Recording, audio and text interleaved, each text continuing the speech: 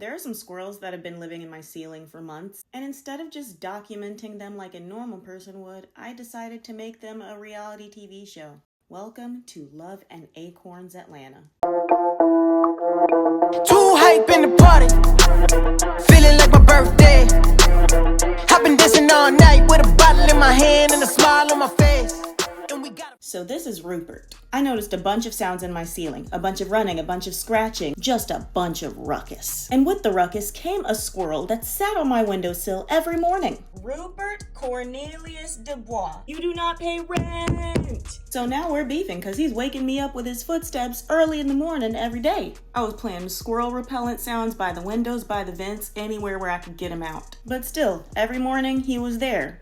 So we're neighbors now. Then one day I noticed something. Vogue. Rupert has titties. She's a mother. Now because I'm soft as tissue, I started leaving her food. Good morning, Ruby. Are you enjoying your breakfast? It's Ruby, Ruby doop doop doop. It's Ruby, Ruby doop doop doop. How are the kids? How you mom and them? They good? And guess how this little hussy thanked me. I went on a little weekend trip, and when I came back, she had moved a man into the ceiling. Next up on Love and Acorns Atlanta. She was on her best behavior before she met this fat foot fool, and now they're making a ruckus. Oh, look at them, itching and scratching because Deontay gave her fleas with his dirty ass. Welcome back to Love and Acorns Atlanta.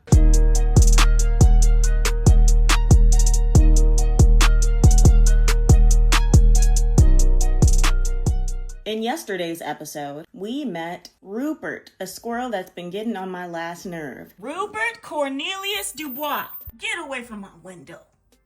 Get away from my window. Then we found out that Rupert is actually Ruby, and most likely has kids. We also met Deontay, Ruby's hobosexual boyfriend. Who is this? Ruby done moved a man in here? Now let's get into the nitty-gritty. It's widely believed that squirrels have one mate for life. I don't know why, because everything that I searched said the opposite. When we met Ruby, she did not have a mate at the time. She was a single mother. Now let's get into Deontay. Since I came back from vacation, they just been sunbathing every morning like life is good. Mind you, her fast-tailed self just had kids. The gun is still smoking. So they had a daily routine. Real cute, real couple-like. Look at them.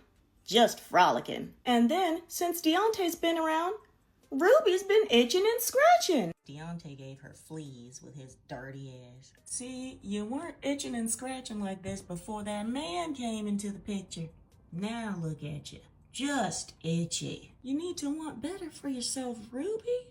Right there on top of the moon, we could sit and do nothing. I wish we were bold to just fly away. I don't wanna care. Just be here and I'm good. Next up on Love and Acorns Atlanta. One morning, I noticed that only one squirrel is coming down. Uh-oh, why you out here by yourself, Ruby? What did that boy do? In the last episode of Love and Acorns, Deontay's dirty ass gave Ruby an STI.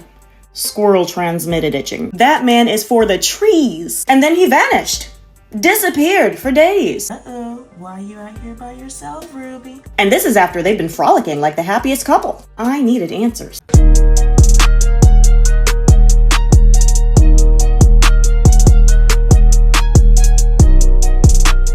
So I say, Ruby, girl, what's tea? Damn, is he dead or something? Are y'all fighting? Which is a valid concern. He could have gotten snatched up by a hawk. Squirrels die every day, B. I stopped feeding them for a while because Deontay needs to earn his keep. He better be gathering up the nuts because she provided him shelter. Hell, you mean you hungry and you got a grown man in the house. But I left out a couple almonds to see if they would both come out. They both came out all right. They're back together again. I guess they're not fighting anymore. I didn't catch it on camera, but they just fought a little bit. Ruby sees the almonds, and she's like, that's mine. Deontay tried to get a little bit of the almonds, and Ruby pieced him up. She said, mink, mink, mink.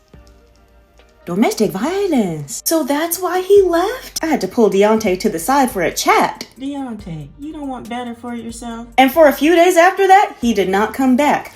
Good for him. Until... I'm not interrupting anything, am I?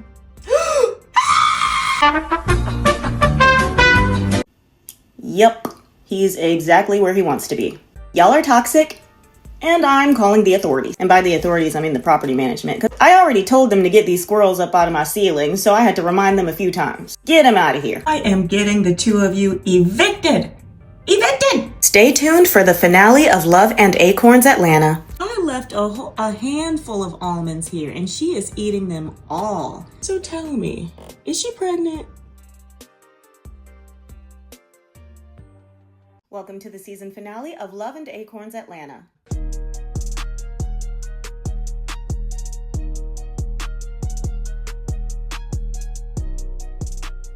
In our last episode, we learned that Ruby be whooping Deontay's ass. Ruby sees the almonds, and she's like, that's mine. She said, mink, mink, mink. Homegirl abusive. And Deontay doesn't give a damn.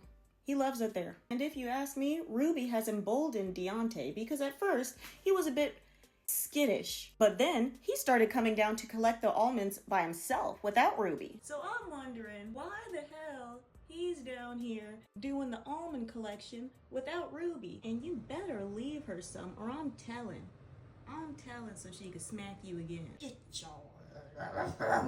Now let's do a lesson on squirrels real quick. Some of y'all wonder how I know the difference between Deontay and Ruby. This one's Deontay's ugly. I don't know if you can see it, but when a squirrel looks like they have an outie belly button, it's male. Deontay also has like a little mark by his eye. That's how I know it's him. So that's how I know which one of them is on my windowsill. Sometimes it would be one or the other coming down, but most of the time they come down together. But then I noticed something's off here. So tell me, is she pregnant? You get your fucking hands off me. Ruby doesn't want to be touched. Are you pregnant? But before I could find out for sure, their eviction process started. Some professionals came in and put a one-way door on the area that they were getting into the ceiling. But they did receive a humane eviction, and the both of them came back to visit me. So I know they're still alive. I actually caught one of them outside for a little bit because they visited on the windowsill again and I wanted to see where they went, so I just followed them. So that concludes our series. And now I feel a special connection with squirrels whenever I walk by. I do not feed them because I'm scared of rabies. Goodbye.